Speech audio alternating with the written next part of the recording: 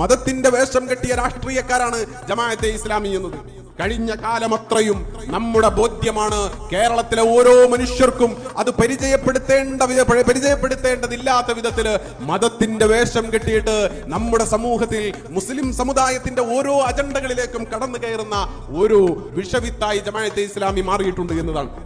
പുറമെ നല്ല സംസാരം, അച്ചടി ഭാഷയിലുള്ള സംസാരം, പ്രത്യേകിച്ച് മുസ്ലിം സമുദായത്തിന്റെ തറവാട്ട് മുറ്റത്ത് ഒരു ആഢ്യത്വത്തോടു കൂടി ഒരു നമ്പൂരിമാരൊക്കെ ഇരിക്കുന്നമാര് അല്ലെങ്കിൽ ജന്മിമാരൊക്കെ ഇരിക്കുന്നവര് ഒരു വലിയ തമ്പുരാനായി ഇങ്ങനെ ഇരിക്കുകയും സമുദായ സംഘടനകളോടൊക്കെ ഇങ്ങനെ ഉപദേശിക്കുകയും ചെയ്യുന്ന, നിങ്ങളിങ്ങനെ നിസ്കാരത്തിൽ കൈകെട്ടുന്ന തർക്കങ്ങള് അല്ലെങ്കിൽ കുനൂത്ത് ഓതുന്ന തർക്കങ്ങള്, ഇതിലൊന്നും ഞങ്ങളില്ല.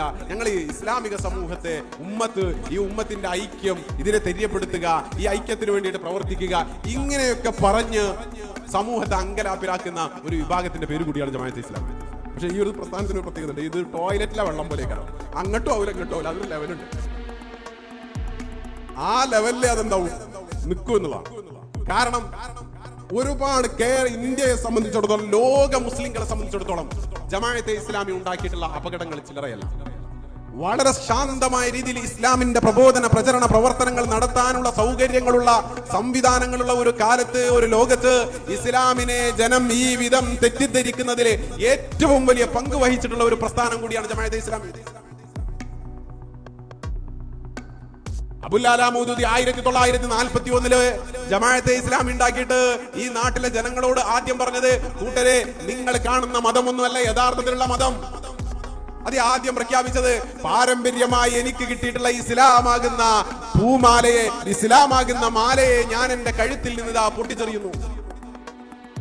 എനിക്ക് പരമ്പരാഗതമായി കിട്ടിയിട്ടുള്ള ഒരു മതമുണ്ട്, ആ മതത്തെ ഞാനിതാ എന്റെ കഴുത്തിൽ നിന്ന് പൊട്ടിച്ചെറിയുന്നു എന്ന് പറഞ്ഞിട്ട് രംഗത്ത് വന്ന അബുൽ അല മൗദൂദിയുടെ പ്രസ്ഥാനമാണ് ജമാഅത്തെ ഇസ്ലാമി. ഇവര് വന്നിട്ട് ഈ സമൂഹത്തിന്റെ ഓരോ പ്രശ്നങ്ങളിലും ദീന് എന്ന് പറഞ്ഞ അതിന് അർത്ഥം കൊടുത്തു. ദീന് എന്ന് പറഞ്ഞ സ്റ്റേറ്റ് എന്നതിന്റെ അർത്ഥം, ശരീഅത്ത് എന്ന് പറഞ്ഞ സ്റ്റേറ്റിന്റെ നിയമം എന്നാണ് അതിനർത്ഥം.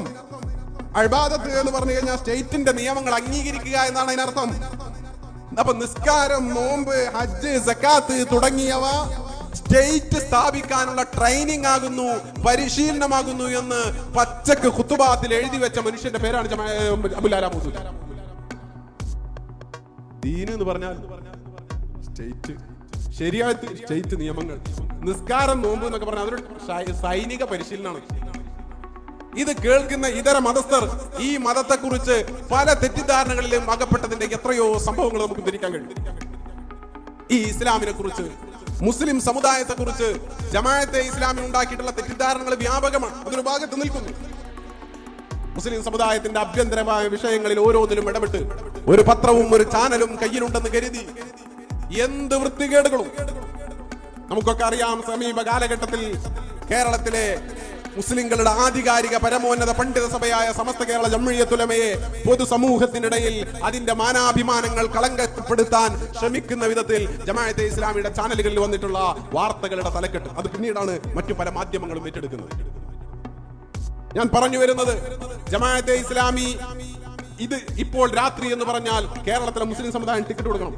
ഇപ്പോൾ രാത്രിയാകും.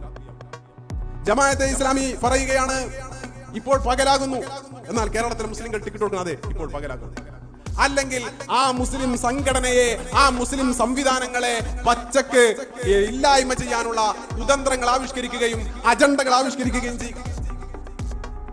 ഫാഷിസത്തിനെതിരെ, ഹിന്ദുത്വത്തിനെതിരെ ഇതാ ജമാഅത്തെ ഇസ്ലാമി എങ്ങനെയാണോ സമരം ചെയ്യുന്നത് അതേപോലെ നിങ്ങൾ സമരം ചെയ്യണം. ഞങ്ങൾ സമരം ചെയ്യുന്നത് പോലെ അല്ലെങ്കിൽ ഞങ്ങൾ എതിർക്കുന്നത് പോലെ നിങ്ങൾ എതിർത്തിട്ടില്ല എങ്കിൽ നിങ്ങൾ സംഘികൾക്ക് നാരങ്ങാവെള്ളം കലക്കി കൊടുക്കുന്നവരുടെ കൂട്ടത്തിലാണ്.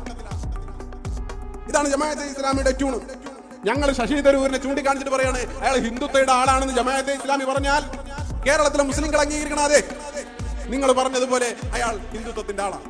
മോഹൻലാലിനെ ചൂണ്ടിക്കാണിച്ചിട്ട് ജമാഅത്തെ ഇസ്ലാമി പറയാണ് അയാൾ സംഖ്യയാണെന്ന് പറഞ്ഞാൽ കേരളത്തിലെ മുസ്ലിങ്ങൾ പറയണം അങ്ങനെയാണ്. സുനിൽ പിയുടെ ഇടത്ത് സൂചിപ്പിച്ചിട്ട് ജമാഅത്തേർ പറയാണ് അയാൾ ശരിയല്ല എന്ന് പറഞ്ഞാൽ കേരളത്തിലെ മുസ്ലിങ്ങൾ പറയണം അയാൾ ശരിയല്ല. അങ്ങനെ പറഞ്ഞില്ലെങ്കിൽ കേരളത്തിലെ മുസ്ലിങ്ങളെ, മുസ്ലിം സംഘടനകളെ, മുസ്ലിം രാഷ്ട്രീയ സംവിധാനങ്ങളെ ഒക്കെ ഇല്ലായ്മ ചെയ്യാനും അതിനകത്ത് കുത്തിത്തിരിപ്പുകൾ ഉണ്ടാക്കാനും മുസ്ലിം സമുദായത്തിന്റെ സംഘ സംവിധാനങ്ങളെ പച്ചക്ക് ബത്സിക്കാനും ഒക്കെ തയ്യാറാകുന്ന ഒരു സംവിധാനം കൂടിയാണ് ജമാഅത്തെ ഇസ്ലാമി. നമ്മളിങ്ങനെ പുറത്ത് കാണുമ്പോൾ എന്തൊരു മാന്യമായ ഉപദേശങ്ങൾ, എത്ര മനോഹരമായ ഉപദേശങ്ങൾ. ജമാഅത്തെ ഇസ്ലാമിയുടെ ഈ കളിയെ സമസ്ത കേരളീയമായി തകർക്കാൻ വേണ്ടി മാത്രമല്ല, മുസ്ലിം രാഷ്ട്രീയ സംവിധാനം ഇന്ത്യൻ യൂണിയൻ മുസ്ലിം ലീഗിനെ തകർക്കാൻ വേണ്ടിയിട്ട് ജമാഅത്തെ ഇസ്ലാമി ശ്രമിച്ചതിന്റെ എത്രയോ കഥകളുണ്ട്. കാരണം ജമാഅത്ത് വിഭാവനം ചെയ്ത ഒരു സംവിധാനത്തിലേക്ക് ഇതൊന്നും നിലനിൽക്കുമ്പോൾ ആളുകളെ കിട്ടില്ല എന്നതാണ്. ഈ ഒരു സംവിധാനം തിരിച്ചറിഞ്ഞുകൊണ്ട് തന്നെ 2010 ഇന്ത്യൻ യൂണിയൻ മുസ്ലിം ലീഗിന്റെ നേതൃത്വത്തില് കേരളത്തിലെ മുസ്ലിം സംഘടനകളുടെ ഒരു യോഗം വിളിച്ചിട്ട് അതിൽ ജമാഅത്തെ ഇസ്ലാമിയെ വിളിച്ചില്ല. കാരണം ജമാഅത്തെ ഇസ്ലാമി ആ കാലഘട്ടത്തില് മുസ്ലിം സാമുദായിക സംഘ സംവിധാനത്തിനെതിരെ ആ വിധത്തിലുള്ള ദുഷ്പ്രചരണങ്ങളും അവരുടെ മാധ്യമം ദിനപത്രം ഉപയോഗിച്ചിട്ടുള്ള വ്യാജ വാർത്തകളും ഒക്കെ നിരന്തരം നടത്തിക്കൊണ്ടിരിക്കുന്ന കാലം. മുസ്ലിം സമുദായ സംഘടനകളുടെ ഒരു യോഗം 2010 വിളിച്ചപ്പോ എല്ലാ മുസ്ലിം സംഘടനയും വിളിച്ചു, കോട്ടക്കൽ. ജമാഅത്തെ ഇസ്ലാമിയെ വിളിച്ചില്ല. ആ സമയത്ത് ജമാഅത്തെ ഇസ്ലാമിയുടെ ഇന്നത്തെ സെക്രട്ടറിമാരിൽ ഒരാളായിട്ടുള്ള സി ദാവൂദ് മാധ്യമ ദിനപത്രത്തിൽ ഒരു ലേഖനം എഴുതുന്നു, കോട്ടക്കൽ കഷായം. ആ ലേഖനത്തിന്റെ തലക്കെട്ട് നമ്മളിത് മനസ്സിലാക്കി വെക്കുന്നത് നല്ലതാണ്. ഇന്ന് സമുദായത്തിന്റെ വല്യാപ്പ അല്ലെങ്കിൽ അമ്മാവൻ ചമഞ്ഞിട്ട് മറ്റുള്ളവരെ ഉപദേശിക്കാൻ നടക്കുന്ന ഞങ്ങൾ മാന്യതയുടെ വക്താക്കളാണ് എന്ന് പറയുന്ന ജമാഅത്തെ ഇസ്ലാമിയുടെ തനിനിറം എന്താണെന്ന് എല്ലാവരും മനസ്സിലാക്കാൻ വേണ്ടി പറയണം. 2010 ഓഗസ്റ്റ് 3 സി ദാവൂദ് ജമാഅത്തെ ഇസ്ലാമിയുടെ ഇപ്പോഴത്തെ സെക്രട്ടറിമാരിൽ ഒരാളായിട്ടുള്ള സി ദാവൂദ് ലേഖനം എഴുതുന്നു. ആ ലേഖനത്തിന്റെ തീം എന്ന് പറഞ്ഞു കഴിഞ്ഞാൽ കോട്ടക്കലിലെ പാണക്കാട് സയ്യിദ് ഹൈദരലി ശിഹാബ് തങ്ങൾ വിളിച്ചിട്ടുള്ള യോഗത്തെ വിമർശിക്കും. ആ യോഗത്തിലെ എന്തൊക്കെ വിമർശനങ്ങൾ ഞാൻ ഒന്നൊരു സാമ്പിൾ വായിക്കാം. മൂവാറ്റുപുഴ സംഭവത്തെ പോലെ ഈ യോഗം നടക്കുന്നതിന്റെ തൊട്ട് മുന്നിലെ മാസം നടന്ന 2010 ജൂലൈ 4 ജോസഫ് മാഷിന്റെ കൈവെട്ടൽ സംഭവം ഉണ്ടായി. ഇന്ത്യയിൽ മുഴുവനും വലിയ വിവാദമായിട്ടുള്ള സംഭവമായിരുന്നു. ജോസഫ് മാഷ കൈവെട്ടൽ സംഭവം ഉണ്ടായി. ആ സംഭവത്തിലേക്ക് സൂചിപ്പിച്ചിട്ട് പറയാണ്, മൂവാറ്റുപുഴ സംഭവത്തെ പോലെ അതിലേറെ കേരളത്തെ സ്തംഭിപ്പിച്ച സംഭവമായിരുന്നു 2003 മാറാട് കൂട്ടക്കൊല. ആ സംഭവത്തിൽ ശിക്ഷിക്കപ്പെടുന്നവരുടെ പട്ടികയിൽ 1-ാം സ്ഥാനത്ത് ലീഗാണ്. പുതിയ തീവ്രവാദ വിരുദ്ധ സമരത്തിൽ മുന്നണി പോരാളി. മാറാട് കലാപം, ആ കലാപത്തിലെ 1-ാം പ്രതി മുസ്ലിം ലീഗാണ്. ആ മുസ്ലിം ലീഗാണ് തീവ്രവാദത്തിനെതിരെ മീറ്റിംഗ് വിളിച്ചിട്ടുള്ളത് എന്ന് പറഞ്ഞ് മുസ്ലിം ലീഗിനെ വിമർശിച്ചിട്ട് അയാൾ പറയും, മാറാട് സംഭവം CBI അന്വേഷിക്കുന്നതിനെ ഏറ്റവും ഭയപ്പാടോടെ കാണുകയും അതിനെതിരെ നിന്ന് മാറാട് വിഷയത്തെ നിരന്തരം കത്തിച്ചു നിർത്തുകയും ചെയ്ത അതേ ലീഗ് ജനറൽ സെക്രട്ടറിയുടെ നേതൃത്വത്തിലുള്ള പുതിയ തീവ്രവാദ വിരുദ്ധ സ്ക്വാഡ് ഏതായാലും ചിരിക്ക് വക നൽകുന്നതാണ്. മുസ്ലിം ലീഗ് ആ കാലഘട്ടത്തിൽ തീവ്രവാദ വിരുദ്ധ ക്യാമ്പയിൻ നടത്തിയപ്പോ, തീവ്രവാദ വിരുദ്ധ കൂട്ടായ്മ നടത്തിയപ്പോ നിങ്ങള് ജോസഫ് മാഷ കൈവെട്ടിയതിനേക്കാൾ അപലപനീയമായ വിധത്തിലെ മാറാട് കലാപത്തിലെ പ്രതികൾ മുസ്ലിം ലീഗാണ് എന്ന് മാധ്യമം ദിനപത്രത്തിൽ ജമാഅത്തിന്റെ നേതാവ് പച്ചക്ക് എഴുതുകയാണ്. എന്നിട്ട് പറയാം, അവിടെ നിർത്തുന്നില്ല. പാണക്കാട് സയ്യിദ് ഹൈദരലി ശിഹാബ് തങ്ങളെ വിമർശിക്കുന്നു. കോട്ടക്കൽ ജുഗൽബന്ദിയിലെ മറ്റൊരു പ്രധാന റോൾ ആടിത്തീർത്തത് സുന്നി വിഭാഗങ്ങളാണ്. തെരഞ്ഞെടുപ്പിൽ വനിതകൾ മത്സരിക്കുന്നതിന് എതിരായിരുന്നു അടുത്ത കാലം വരെയും അവരുടെ പ്രധാന വർത്തമാനം. ഇവരുടെ സംസ്ഥാന നേതാവും മുസ്ലിം ലീഗിന്റെ സംസ്ഥാന അധ്യക്ഷനും ഒരാൾ തന്നെയാണ്.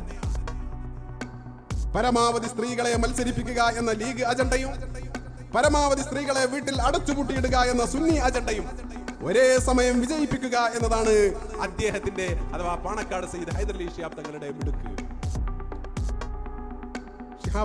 ഹൈദരലി ശിഹാബ് തങ്ങളെ പച്ചക്ക് വിമർശിക്കും.